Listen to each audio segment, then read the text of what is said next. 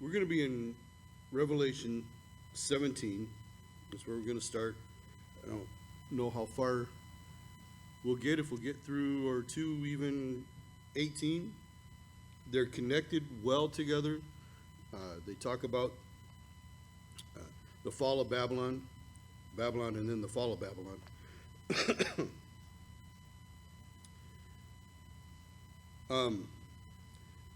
But as I've been doing the most of the last couple of weeks, I don't know, you can call it an update or you can just call it addressing some of the things that we live with today.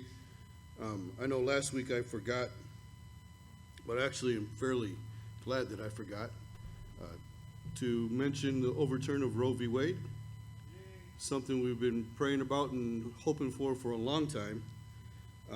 But I say glad that I forgot because a lot of people have just been reacting to this and not putting a whole lot of thought into the things that they're saying.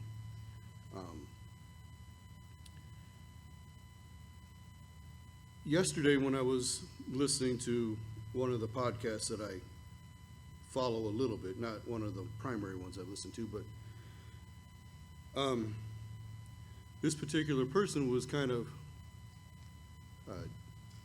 railing against the evangelical church because of the response to it. Now, there have been, and I don't know any names of who did this, but there have been some prominent pastors that Jack Hibbs kind of called out, not by name, but made a statement that some of them came out against the overturning. Prominent pastors that were saying that this was not a good thing. Like I said, I don't know who it was. He didn't name names, but he just pointed out that that's been happening. And then the I'm gonna get her name wrong, but anyways, the one I was listening to yesterday, she was saying there's been a lack of response, a lack of speaking out in celebration or in encouragement because of this. Like it was no victory at all, or the statements they put out were just that they weren't going to comment on the overturning of Roe v. Wade. That's their comment on it. Just not gonna. I'm going to stay focused on what I'm supposed to do, stay focused on the Word of God. I'm not going to comment on this at all. Well, the charge, at least 10, 15, 20 years ago, when I was fairly new to ministry, was that we were in that position of having Roe v. Wade because the pulpits were silent leading up to it. And when it was being promoted and pushed for, and all during the trial even, pastors would not address the issue of abortion. And they let it be a political thing rather than a spiritual thing, rather than a ethical political, but not ethical or moral spiritually. And so they didn't address it. And many say that that was how we ended up with that to begin with, was that the pulpits were silent. So your pastor's not going to be silent. I'm glad that it overturned. It was needed. But what it did was it kicked it back to the states. The decision for abortion kicked it back to the states. It didn't make it a federal crime. It just overturned a bad decision from the 70s. So now a lot of states have instituted bans on abortion. We're nearly half the states have issued some kind of ban or restriction, high restrictions on abortion now. Some of them had them in place already, so that should Roe v. Wade be overturned, they would automatically kick in. And they're calling some of those trigger laws.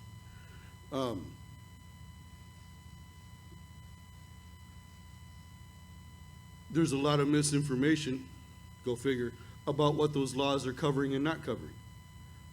And so some people on the left, they're saying, well, those laws don't just ban abortion for convenience, but they ban anything that is even like abortion. And so now women can't get treated for ectopic pregnancies or for miscarriages, which is wrong. It's absolutely wrong. Allie Beth Stuckey, I think, is who I was listening to yesterday. I think that's how you say her name. Anyways, her last name is Stuckey. She read through, not all of them, but a lot of them. And there was nothing in any of their laws that said that you couldn't get treated for ectopic pregnancies or miscarriages. Didn't single them out. Not only that, the way they read had nothing to do with those. Most of them don't even have anything to do with the life of the mother. Right? So it's not what they're saying it is. It's not limiting or eliminating the treatment that women can get for certain problems during pregnancy. It doesn't do that at all. Most of these states, and again, some of them are to different degrees. Not all of them are across the board, right? They just restricted at different degrees. Some states did do a ban, but even the bans on abortion don't interfere with being treated for a miscarriage or and the reason they're saying this is because a miscarriage on your medical forms in some places says spontaneous abortion, which is bad wording. The word abortion shouldn't even be on there, but I understand what they're saying and why it's a medical term.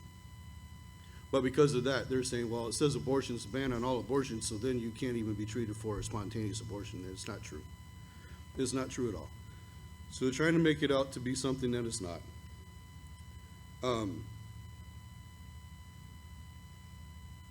There's another thing, and some of you, I've talked with some of you about this, and it's the attitude of the day.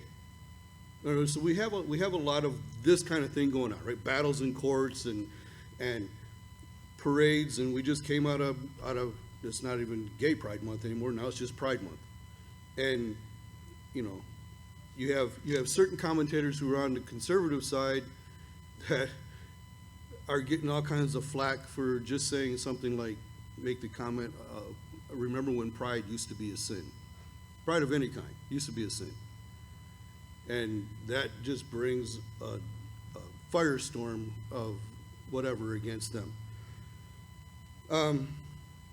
But what I've noticed is in all of this, in all the conflict, in all of the different things that are going on like that, whether it's the overturn of Roe v. Wade, I've noticed, and I just drove past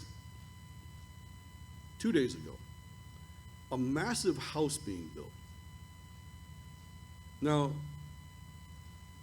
I go in and I second guess buying a 2x4 anymore, right? I mean, the price of lumber has just skyrocketed in the last 2 years. And, I might be able to buy 3 for the price of what I used to buy 8. It's ridiculous.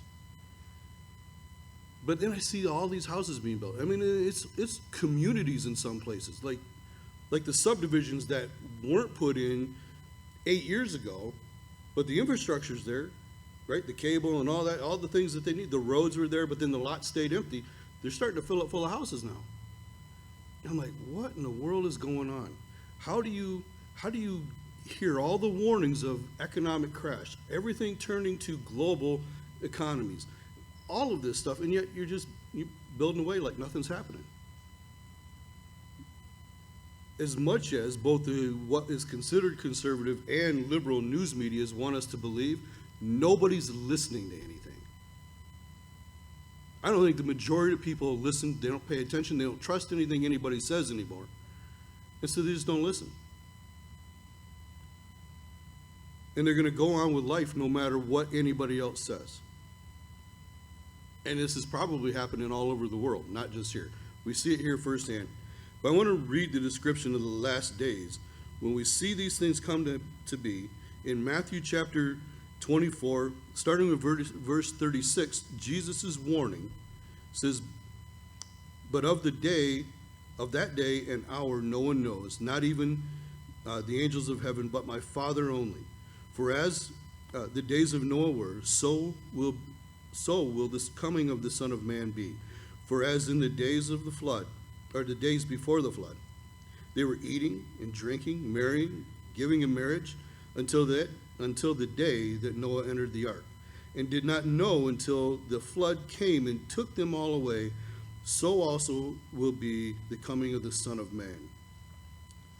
Or so also will the coming of the Son of Man be. So I don't know that that's necessarily just talking about the rapture. Rapture people like to look at that and talk about how the coming of Jesus will be like a thief in the night. No man knows the day or the hour. And that's for certain, right? We know that. And even after the rapture, still nobody's going to know when it's going to start until, if they know their Bible at all, or if they've read the Bible after we're gone, until that peace treaty is signed with the Antichrist or the beast, whatever you want to call him, and Israel. When that treaty is made for 7 years, then the clock starts ticking. And then if you read your Bible, you know the day at the very least, right? We've seen, 3 or 4 times in the book of Revelation and some in Daniel, that indicates 3.5 months. Sometimes it's in days, sometimes it's in months, sometimes it's coded for years of times and half a time and whatever. So we won't know until that peace treaty is signed that it's gonna be. They can count the days. In fact, they can count the days so well.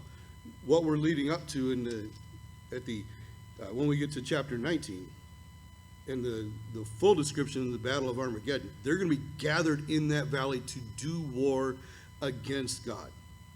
So they'll know, those who are the leaders will know he's coming and where he's coming to. So, but my point is that in all of this, we see people ignoring all the signs. And we hear even pastors and other Christians that'll say basically what Peter said would be said about our time. Yeah, it's been settled for forever, for ages. Everything's been the same. There's been this cycle of massive evil and then good, or revival and then evil, and however you want to look. And sometimes they'll go ahead and compare it to the book of Judges, which is a good comparison for all of history, for everybody, not just Israel.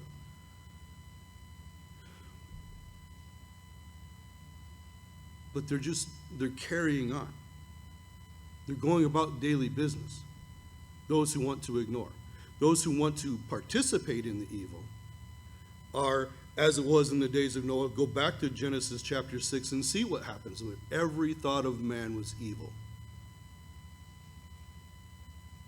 That's what's also happening at the same time. Now, I'm going to suggest that the church, because the church, and I think I mentioned this last week, often when the church has a revival, something that sweeps through all of the churches in an area or in a country, in a continent, at the same time, there's an evil building and running parallel with it. So, like the Great Awakening, I think evolution, that whole thing, Darwin started at the same time. And these things run parallel to one another. So I've struggled with, will there be another great revival in the church? Will there be another awakening in the church? Could there even be? Because the Bible talks about the great falling away. And that would precede the coming of the Son of Man, the coming of Jesus. I think you can have both. You're going to have the wicked, you're going to have the evil, but I don't think we should stop praying for a revival in the church, because in this day, if we are still truly, as Paul would say to the Thessalonian church, that which restrains evil, if it's the Holy Spirit working in the church, we're going to need to be more bold. We're going to need to stand up more. And listen, I don't necessarily think that the overturn of Roe v. Wade had anything to do with the boldness of the church. There are people who have been saying it's been high time. There are many people who have reached out to those who are getting abortions, who have picketed. I don't know how much picketing did. There's a lot of people doing dumb things, trying to, push back against abortion and being violent themselves. But you just see, even leading up to this, a great push toward that. All we saw was a lot of celebrating when we thought it might come to be. And we had the release of kind of not a copy of the decision, but like a first draft of the decisions that were coming down. And so everybody who's anti-abortion or everybody who's pro-life began to kind of hesitantly celebrate when it looked like the court was going to go their way. And others began to promise violence, and protests became more visible. They protested at judges' houses, which were federal crimes, which nobody moved in on that. That's not considered an insurrection for some reason. Should have been. But anyways, now I'm getting personal. But I didn't see the church like rally up on this. This isn't going to bring revival to the church, I don't think. In a couple of weeks, we'll forget about it. You know, we'll forget we won anything. It'll be back to, like in Jesus' warned, back to business as usual. And just going about our business. And yeah, we won. We'll put the trophy on the shelf and leave it there. And if it ever gets threatened, we'll say something, maybe. Here's what I think, and here's where I think our hearts need to be for those who have followed these militant leaders in whatever is immoral before God. Any lifestyle that's immoral before God. They need to take a lesson from Germany pre-World War II. Because they became very liberal and they began to encourage very immoral lifestyles. They pumped it to the people. And then when somebody came into power, when a certain party came into power, they began to take it all away and they began to lock those people up.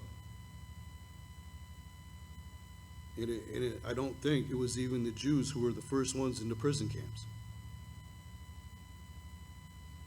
They don't understand that they're elites that they love who are pumping them full of all of this ridiculous behave however you want to behave, who are just sitting back and watching it happen. They don't understand they're going to turn on them. And you don't hear any of the elites talking about overturning Roe v. Wade. None of them. It got real big for about 2 or 3 days. You had some politicians that made remarks for 2 or 3 days. And now you have some lesser politicians, if you will, state level politicians, not lesser. They're still probably more important right now than our federal politicians. So they're all scrambling to decide what side of the coin they're going to be on. In our state, we have a governor who's promising to fight to keep it active and alive here. And I don't know that our conservative state legislators have the backbone to stand up to that right now. Some are speaking out, but not very many. There's not a loud noise about it. I heard the video, the interview of our governor, promising to make it a battle. But I've heard nothing except for one state representative. Now, again, I'm not on social media very much anymore, so that's part of the issue for me. Probably I'm not hearing much. Once or twice a week, I might look at Facebook just to see whose birthday it is, or to see if I got any grandbaby pictures on there or whatever. And so scrolling through, I see a remark from whoever I might follow. But there's been no big celebration of this. And there's not anybody really standing up to what our governor said. Not that I can see. Now maybe you guys, and if you guys have seen more and heard more, please let me know so I have some kind of hope for our state senators and congressmen. But right now, or congresspeople, congresswomen, men, whatever, however you want to put it, our state legislators, man, we got to pray for them, but I don't have any hope that they're going to have the backbone to stand up against this governor. So everybody's worried about because we've got an election coming up, don't we? So from the liberal side, now it's going to be about Roe v. Wade. From the conservative side, it's going to be about gas prices, the economy. Everything's costing more, everything's, that's what it's going to be about. They're already telling us that's what it's all going to be about. So now you know what your debates are about, if you're watching. So, I just want to bring that out there. I've been doing these little things. Unfortunately, sometimes it takes longer than I want to, but just before we put it out there, or before we get into our study, I want to say something. I want to be one of the pastors who's not afraid to comment on what's going on. So, Revelation 17.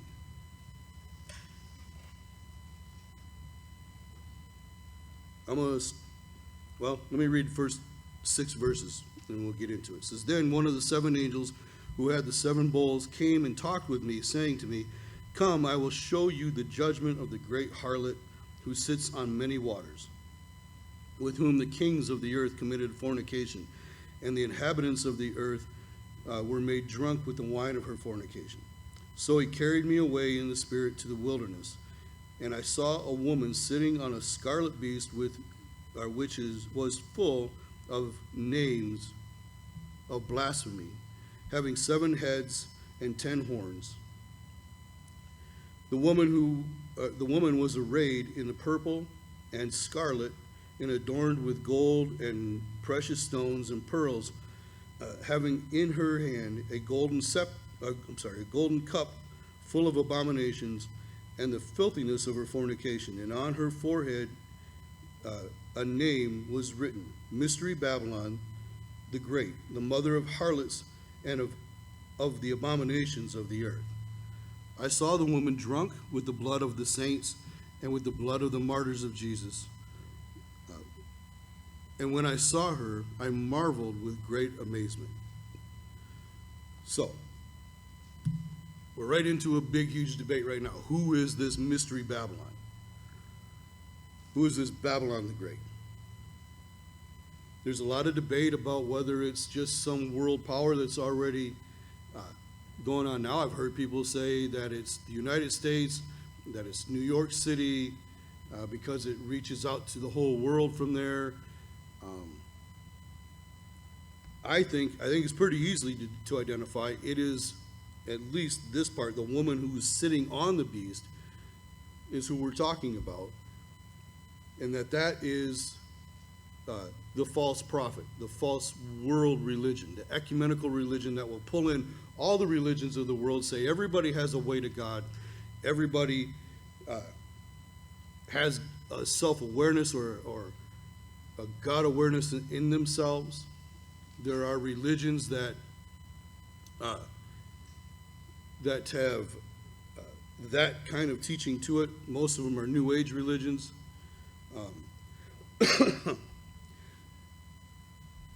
I think, while it is true that she will be that, I don't know that we can specifically identify this person any more than we can identify the Antichrist. We won't know. He won't be revealed until the day that the church is taken out. Again, according to Paul and to one of his letters to the Thessalonian church. But there's a lot of allusion to it being the Catholic Church. Dave Hunt if you know who he is, wrote a book called The Woman Rides the Beast. He has so much documentation in that book as to why he believes that it is the Roman Catholic Church that fosters or becomes this one world religion. Right? It's not that everybody's going to convert to Catholicism, but that will be the leader. That particular organization will be the leader to this one world government. Again, we've already pointed out in the last, well, at least a couple times since we started this study in Revelation, there have been for decades now times when the popes will bring in other religions to carry out their services in the Vatican. And there's videos of them. There's pictures of them. So we know it happens. They're not even denying that it happens. And this pope now is running around signing little peace agreements, I guess you could call them, between the Catholic Church and Islam. So there's this attempt to bring in already all of these different religions. We see the bumper stickers. I haven't seen one in a while, but we were seeing for a while the coexist bumper stickers with all the different symbols of the different religions on the sticker. And while I think we need to live at peace with people, most of those religions are not peaceful religions that are on that thing. That little hope for all religions to come together to be one religion is, at least not today, possible. They hate each other. They will kill each other in some countries. And it's not just Islam. It's the Hindus and the Buddhists fight with one another. They fight with the Muslims. They're killing each other. They're killing the church, the Christians. They're all anti-Semitic, so they all hate the Jews. And the areas of the world that they're in are against Israel. We've pointed that out many times as well, as far as their at the UN, they're having resolutions against Israel, more against Israel than all the other countries in any given year, than all the other countries in that same year put together.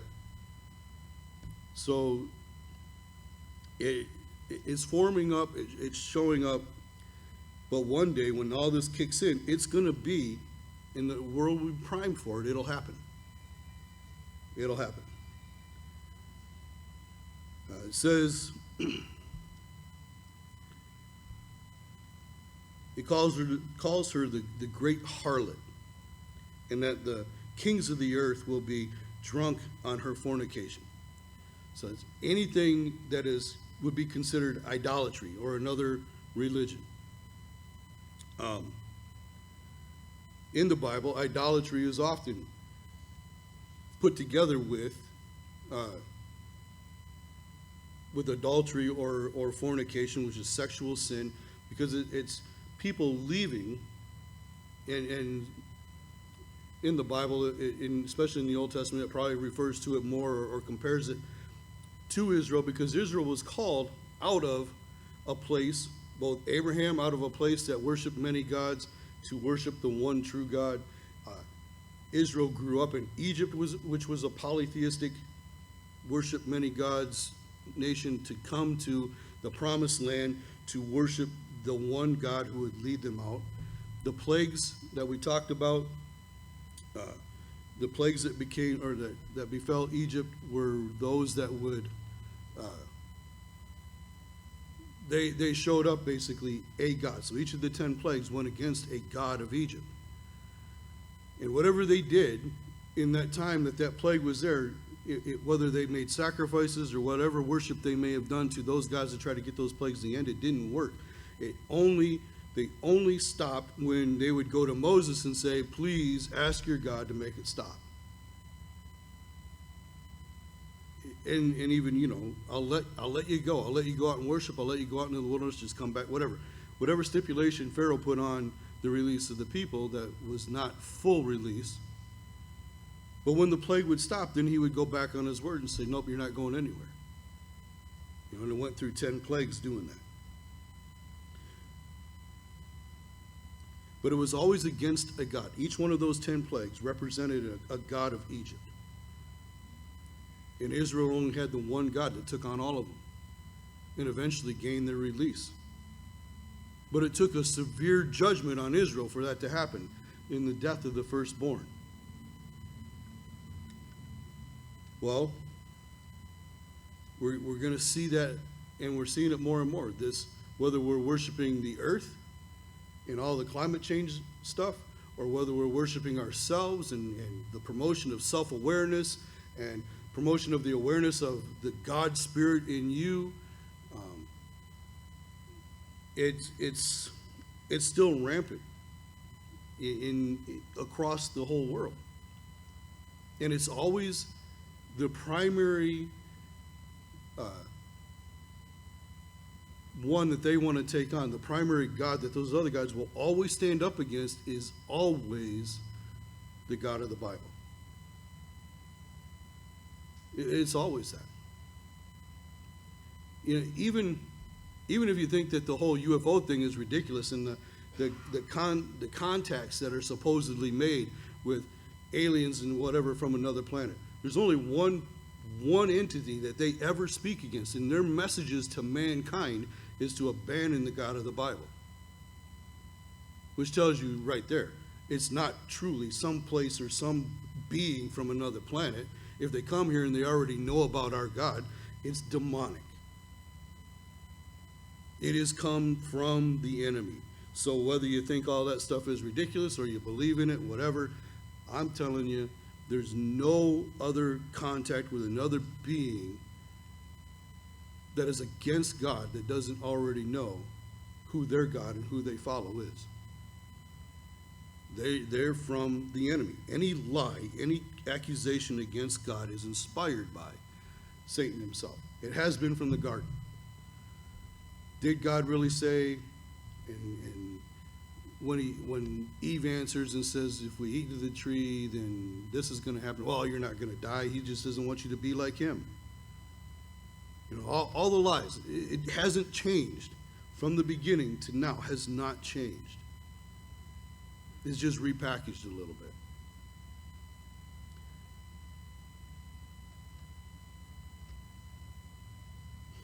Her name is Mystery Babylon. On her forehead, the great Mystery Babylon, the great, the mother of harlots and the abominations of the earth.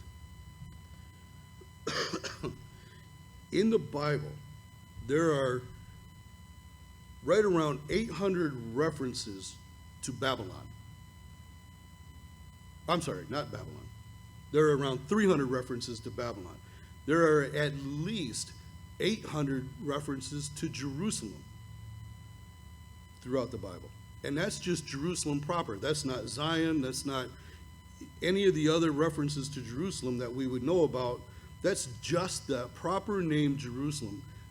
When I counted them up, and there's some variants, so I'm just going to say it's around 800. It'll depend on the version of the Bible you have. Like some have fewer references or use a different name for it in a particular passage. And so it would still count, but you'd have to count up all the different names and whatever else, all the different references God uses for Jerusalem. Whether it's the holy city, or it's just Salem, like with Melchizedek, whatever. So you'd have to count all of those up. So just the name Jerusalem is about, between Old Testament and New Testament, is about 800. Jerusalem is the only city by name that is higher or mentioned more than Babylon. Babylon's mentioned obviously in the Old Testament.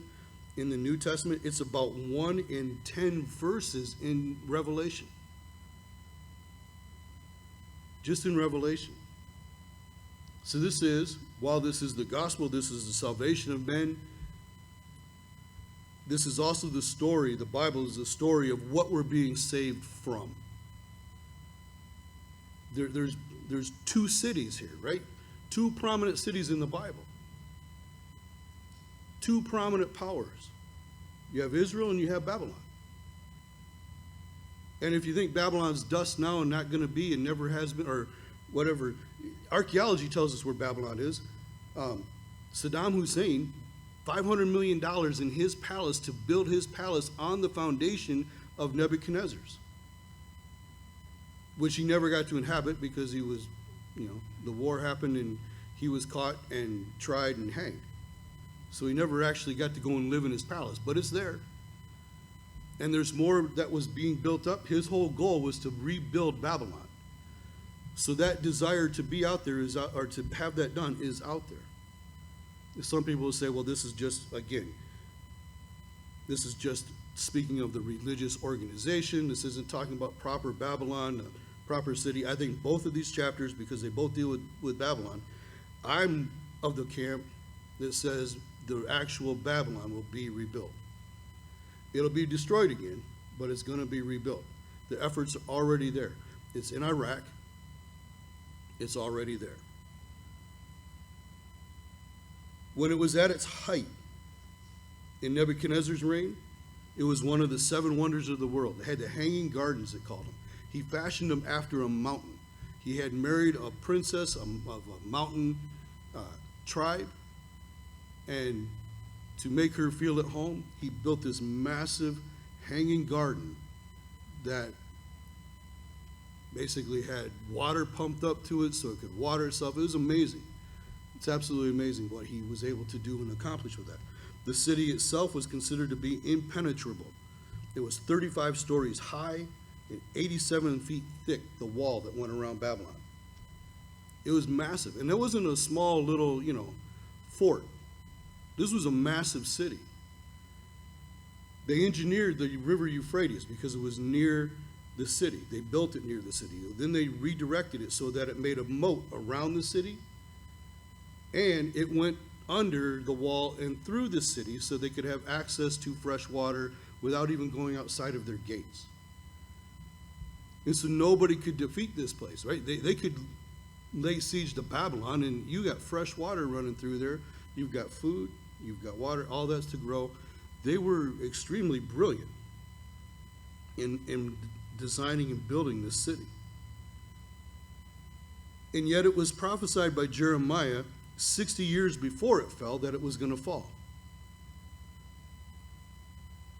And by Isaiah, 150 years before it fell, that it would fall. And not only did he prophesy that Babylon would fall, but he gave the name of the king that would conquer Babylon.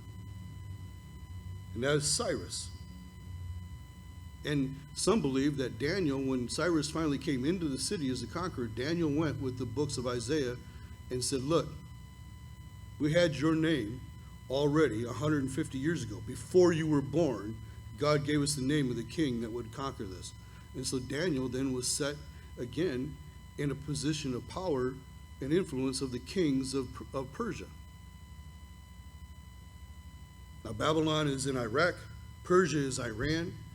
These are modern day countries that have been in existence for a very, very long time. The founder of Babylon is Nimrod. If you go back to Genesis, oh goodness, where did it go?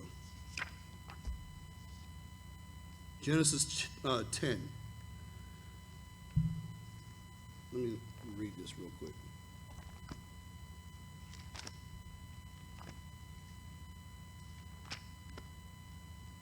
Now, as a kid growing up, if you were called Nimrod, it wasn't good. It meant you weren't very smart. I don't think he was completely stupid in that he founded not only this, but chapter 10, let's go to verse 8. You don't want to have to read through all the genealogies here, but he's the great-grandson of Noah. So you're only 2 generations removed from the ark. And this is the rebellion that you have. Cush begot Nimrod. He began to be a mighty one on the earth. He was a mighty hunter before the Lord. Therefore, it is said, like Nimrod, the mighty hunter before the Lord. And the beginning of his kingdom was Babylon, or was Babel, that's Babylon, Erech, Akkad, I don't know how to say all these names, Calnar in the land of Shinar. And from that land he went out to Assyria and built Nineveh, Rehoboth, and Calah. And he goes on to another list of names there. But two that stand out to us for sure from the Bible are Babylon and Nineveh. Right? I had forgotten that he was the builder of Nineveh as well. Another great and very powerful, very strong fortress, fortified city. If you go to chapter 11, then you read of the Tower of Babel that came out of all of that. But when it says that he was a great hunter before the Lord, that's not a good thing. Right? It's where did I go here? Turn the page. That he was a mighty one on the earth, that he was a mighty hunter before the Lord. That phrase right there literally means in the face of God. His name means rebellious one. That's what Nimrod means. It doesn't mean stupid. Like when I was a kid, if you were a Nimrod, you were stupid. Well, if you're willing to get in the face of God, but rebellious one, that's what his name means. So rebellious before the Lord is what that phrase actually is. He was mighty in that he had great influence. He wasn't stupid. He could build these cities. He was able to organize people. He was a leader. He was a great leader of people, but he was rebellious against the God of heaven, the God who had just brought, not long before him, judgment on the face of the earth. So you can go over to chapter 11. It says, now the whole earth had one language and one speech. And it came to pass, as they journeyed from the east, that they found a plain in the land of Shinar, and they dwelt there. Then they said to one another, come, let us make bricks and bake them thoroughly. They had brick for stone, and they had asphalt for mortar. And they said, come, let us build ourselves a city and a tower whose top is in the heavens. Let us make a name for ourselves, lest we be scattered abroad over the face of the whole earth. But the Lord came down to see the city and the tower which the sons of men had built. And the Lord said, indeed, the people are one, and they all have one language. And this is what they begin to do. Now nothing that they propose to do will be withheld from them. Come, let us go down and there confuse their language, that they may not understand one another's speech. So the Lord scattered them abroad from there over the face of all the earth, and they ceased building the city. Therefore, its name is called Babel, because there the Lord confused the languages of all the earth, and from there the Lord scattered them abroad over the face of all the earth. So that's the foundation of Babylon. Babel is Babylon.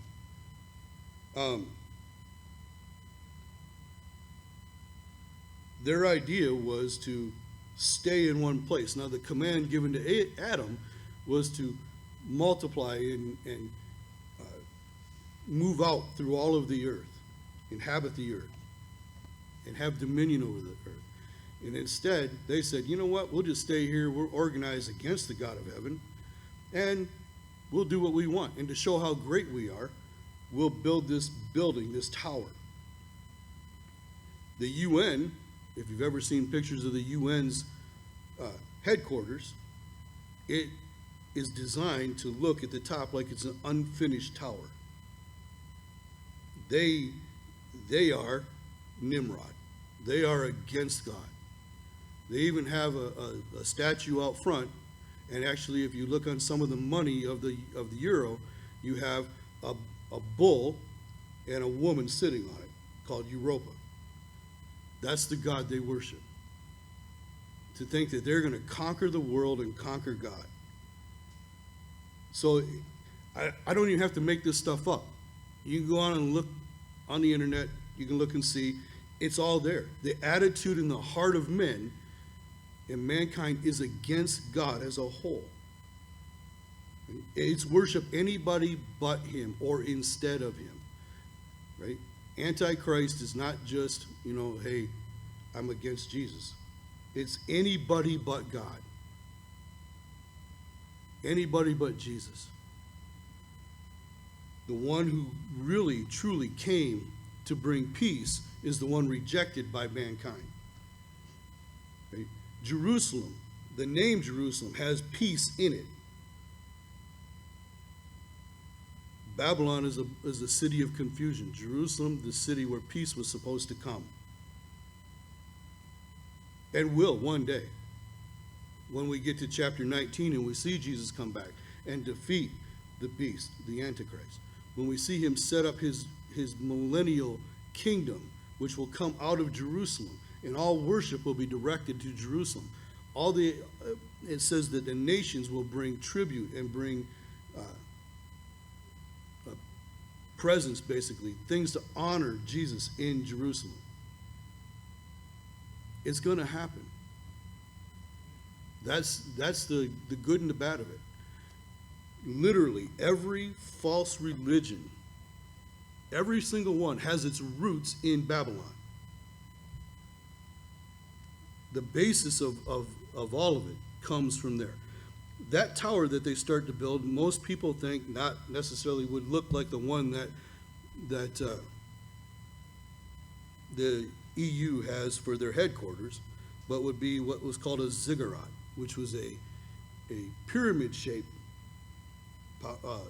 kind of structure that would have a staircase around it so you could get to the top, and at the top there would be a great deck where you could go out and look. And the whole idea was they were going to worship the gods of the heavens. They're going to worship the sun and the moon and the stars. It's where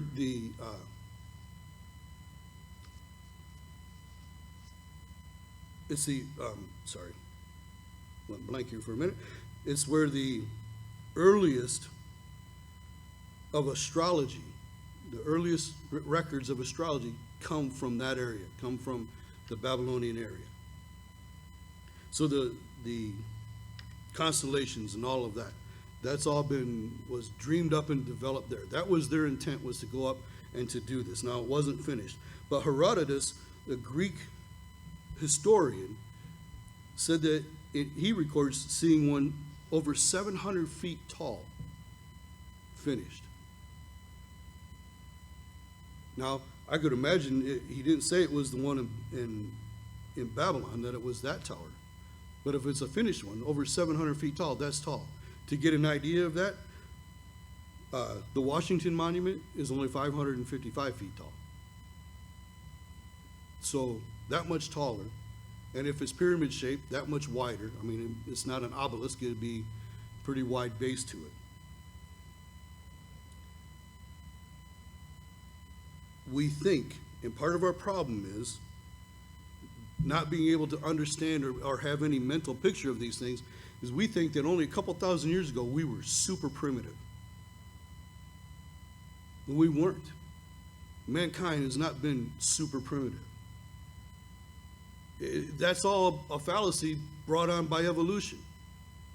But even that, you have to go thousands and thousands of years, hundreds of thousands of years to think that.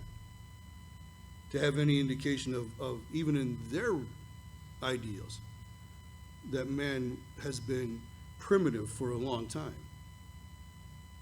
We've not. And even pre-flood, the Bible talks about those who worked in metal. And, we think Bronze Age, Iron Age, all of that, that's not very long ago. But the reality of it is, they had the knowledge before.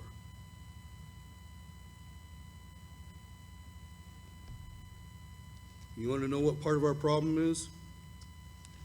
You go to Romans chapter 1, and you see that we haven't increased, we haven't progressed, we've digressed, or we've gone backwards in our thinking.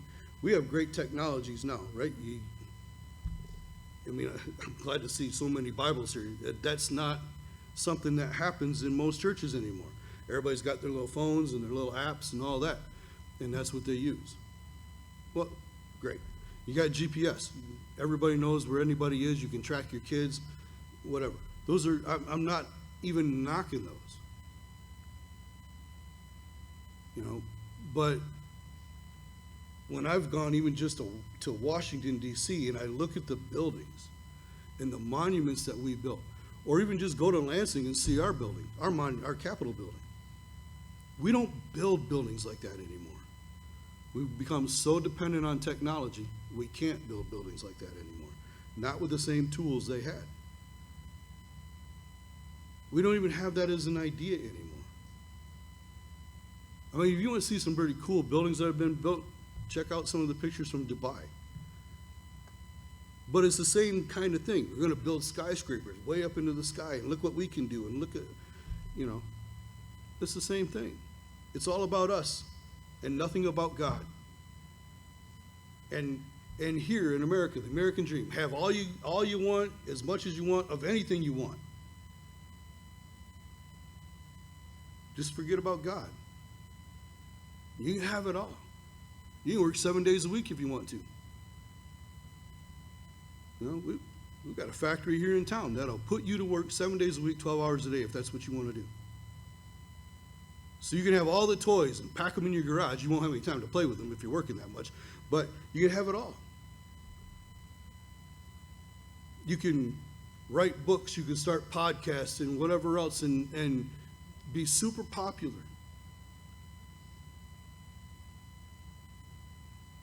But if you'll listen to what the elites say, that's all temporary. Those who consider themselves elite are telling us, you'll own nothing and you'll like it. You'll be happy.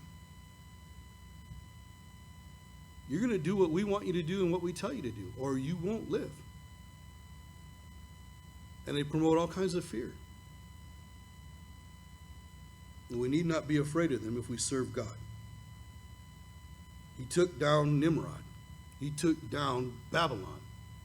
He created the languages of the earth so that it was smaller groups that could communicate with each other, and they would move to their own areas and they would begin to populate the earth and go out from there. Now we've all learned to communicate.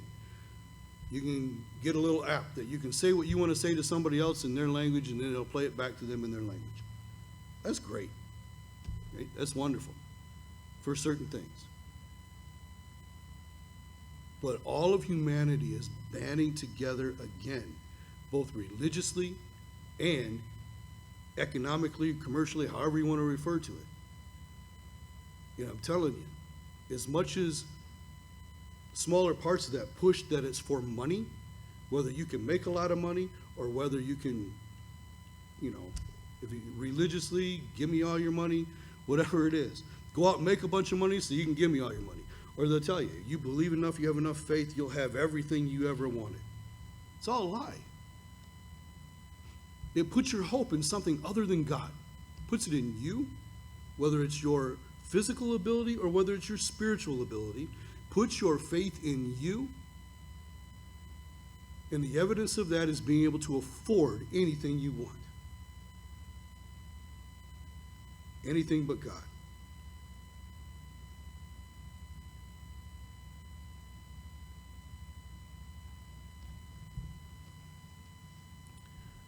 Back in Revelation chapter 17, I'm trying to move forward, guys. I really am. There's just so much I have to say about this right now, because we see it coming. We see it coming, and it's not good. It's not good.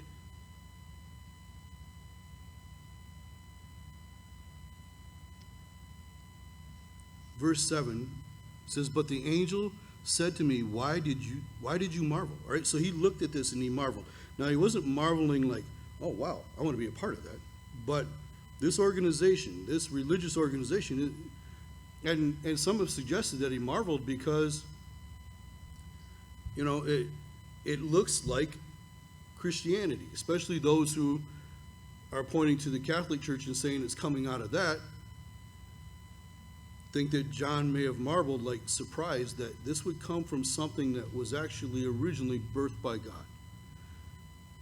But then they go back to the parables, and when Jesus talks about the smallest mustard seed growing up in the garden to be this huge tree, what comes next? The birds of the air come and roost in that tree, and birds in the Bible are always, almost always, satanic or demonic. And that so the implication here is you're going to have this big, beautiful thing that's going to grow. Faith is going to grow, but in it, there will be those who want to deceive and want to destroy. And even in the parable of the sower, what comes and takes the seed that's fallen? The birds of the air come and take it. So the angel says, why do you marvel? I will tell you the mystery of the woman and of the beast that carries her, which has the 7 heads and the 10 horns. The beast that you saw was and is not, and will ascend out of the bottomless pit and go into perdition. And those who dwell on the earth will marvel, those whose names are not written in the book of life from the foundation of the world, when they see the beast that was and is not and yet is. Here's the mind which has wisdom. The 7 heads are 7 mountains on which the woman sits. And there are also 7 kings. 5 have fallen, and 1 is, and the other has not yet come. And when he comes, he must continue a short time. The beast that was and is not is himself also the 8th, and is of the 7, and is going to perdition. The 10 horns which you saw are 10 kings who have received no kingdom as yet, but they receive authority for 1 hour as a king, or as kings with the beast. These are of one mind, and they will give their power and authority to the beast. These will make war with the Lamb, and the Lamb will overcome them, for he is Lord of lords and King of kings. And those who are with him are called chosen and faithful. Then he said to me, the waters which you saw, where the harlot sits, are peoples, multitudes, nations, and tongues. And the 10 horns which you saw on the beast, these will hate the harlot, make her desolate and naked, eat her flesh and burn her with fire. For God has put it into their hearts to fulfill his purpose, to be one of one mind, and to give their kingdom to the beast until the words of God are fulfilled. And the woman whom you saw is that great city which reigns over the kings of the earth. All right. That's not confusing at all, right? Let's try to get through this. I don't know that we'll get all the way through it. I thought I'd at least get through the chapter, but we'll see. So I will tell you a mystery of the woman of the beast. So he's going to let him know and explain. Now, I'm going to tell you right now, when you study this and you read commentaries and you read other people's teachings on this, it seems like they just stop at verse 8 and want to give their own explanation rather than to continue on and let God explain who these people are and what's going on. And he's done it here, but it's a little wordy, it's a little bit confusing, so let's try to get through that real quick. It says, here's the mind which has wisdom. The 7 heads are 7 mountains on which the woman sits. It's interesting to me that within Christianity, there is what is called the 7 mountain mandate. And I think there's all these 7, they've taken all of society, all the influences of society, they've made mountains out of these, and the Christians are supposed to infiltrate that so that when we correct the world and we bring it all back into, and we fix it, then Jesus will come back. No. Dave Hunt suggests that these 7 mountains are the 7 mountains that the Vatican is built on, or that Rome is built on. And they have names for all of these mountains. I'm not going to try. I didn't write them down. They're all in Latin. Good luck. But the names are there. I lean toward that.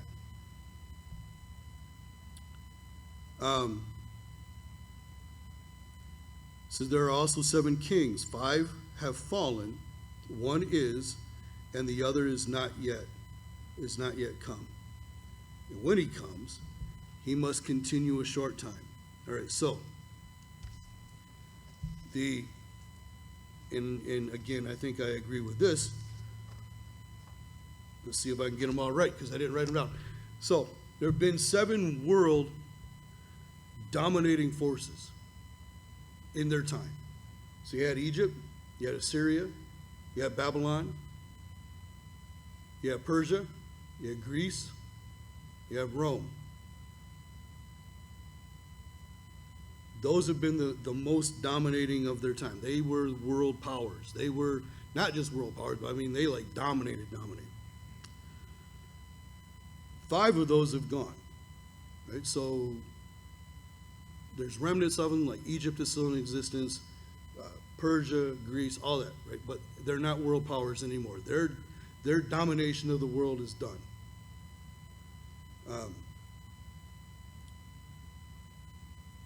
The one that is, Rome, would have been in power when John was writing this. In fact, Rome is the one that put him on the island of Patmos and in exile, and that's where he gets this vision of Revelation. And the one that is to come is of the 7, that being the revived, I believe, Roman Empire. When you go to the book of Daniel, he sees a vision of a statue. That one starts with Babylon and Nebuchadnezzar, the head of gold. It goes gold, silver, bronze, and iron. So gold, Babylon, silver, Persia, bronze, Greece, and iron, the legs of iron, Rome. But the feet would be a mixture of clay and iron. So it's going to be a revival of the Roman Empire, but it's going to be a weaker version. And then there's the smashing. There's a giant rock in his vision, or mountain, that comes and smashes out the feet, that being the millennial reign of Jesus, which is going to come. But he says here the beast that was and is not is himself also the 8th, and is of the 7. Did I miss one? I only counted 6. Egypt, Assyria, Babylon. Oh, I think I didn't count Greece. Egypt, Assyria, Babylon, Persia, Greece, Rome. Which one am I missing? Anyways, I'll look it up. I'm flying through this. Anyways, so the last one, he says it'll be from the 7. Verse 12 says, then the 10 horns which you saw are the 10 kings who have received no kingdom as yet, but they receive authority for 1 hour as kings with the beast. So these 10, and most of us, but some believe, I do, that the world's going to be split up into 10 regions. Right? There's already a push for that. I mentioned that Macron of France has already suggested that very thing, that the world will be split into 10 realms. That's why the big push for no borders. Right? We're going to redistribute all the land and all the authority into different regions instead of having countries that have their own powers and have their own governments. These 10, though, are only going to have their time for, it says here, for 1 hour. Something it'll be a literal hour, something it'll be just kind of their moment in time. They're going to have their moment. They're going to be kings, but it's only going to be for a little bit, because they're going to direct all of their power to this one world leader.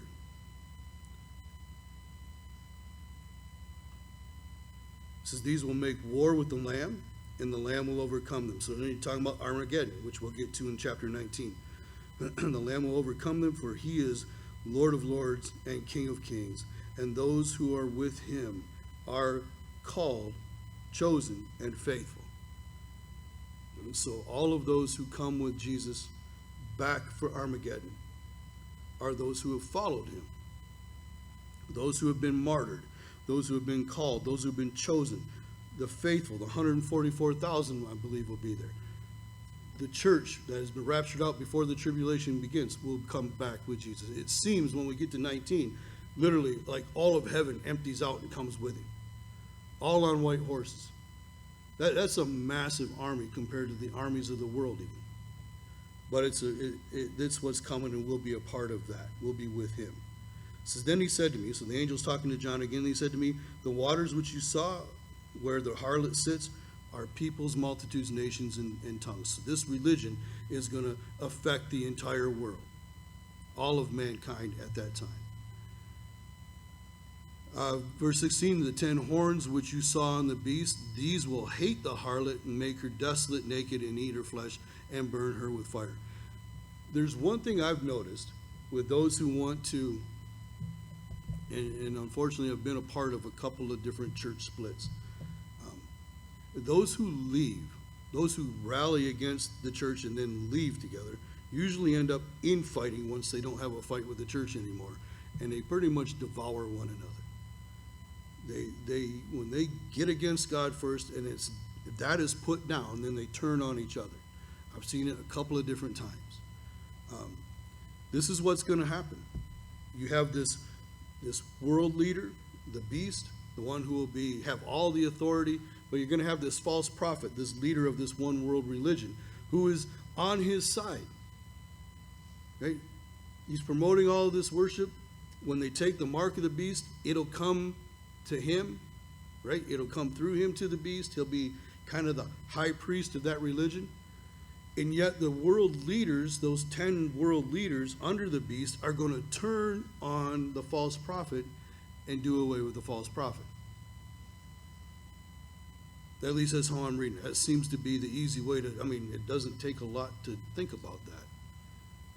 They're gonna destroy that religion because they want all of that. There's not going to be any more, you can have your religion, but you have to worship here. And see, that's what Caesar worship was with Rome. You could worship anybody you wanted to. Rome was a polytheistic religious culture. They had all kinds of temples, some of which were part of the 7 wonders of the world in their time. Massive places of worship of false gods. You could worship anybody you wanted to. You could worship Jesus if you wanted to. You could be a Christian, but once a year, you had to say Caesar was Lord. Caesar was above all else. If you didn't, then you could lose everything. If you did, you got a certificate, boom. See, you worship Caesar for a day. That's all it took. Here you go. And you get to keep your business. You get to keep your families, your homes, your inheritance, whatever. If you refuse to do that, and this is why so many Christians were persecuted and put to death, you refuse to worship Caesar and declare him to be God, then you lost everything. You're at the very least ostracized by your family. You become homeless. You would lose your business. You wouldn't be able to do business with anybody. But you had to have this piece of paper, that document that said that you worship Caesar on the prescribed day.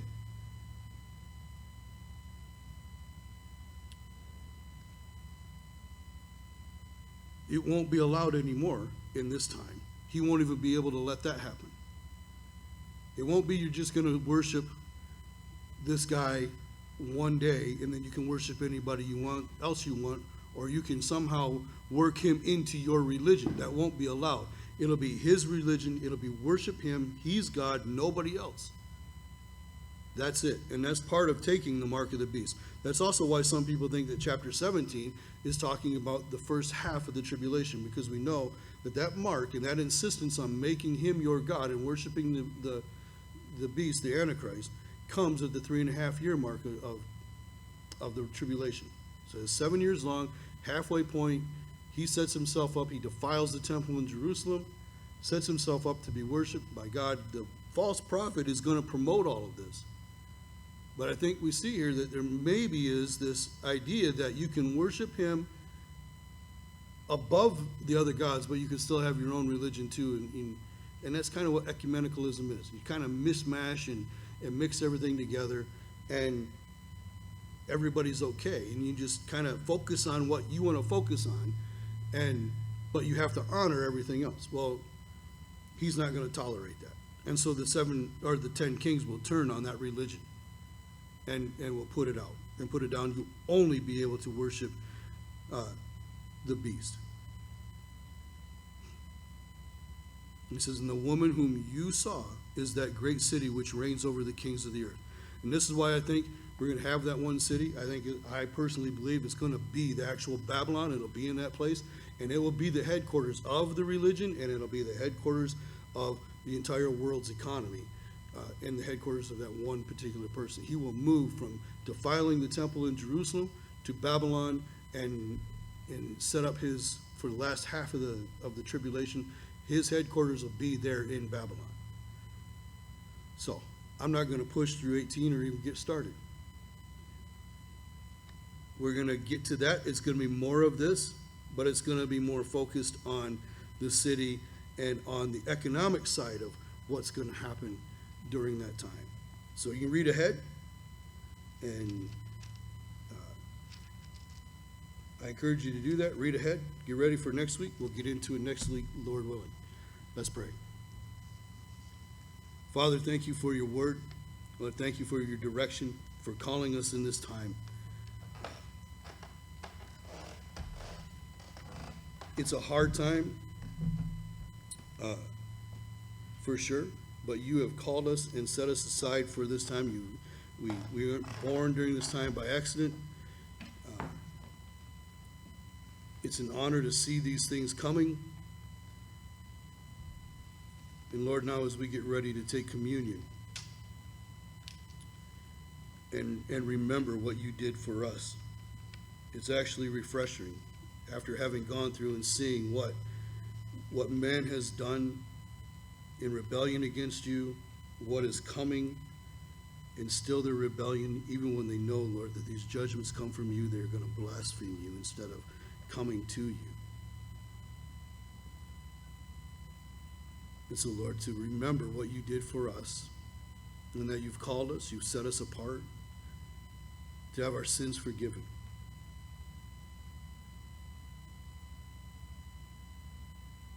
We thank you. And Lord, I pray that everybody would take this today and remember you and all that you've done for them. In Jesus' name, amen.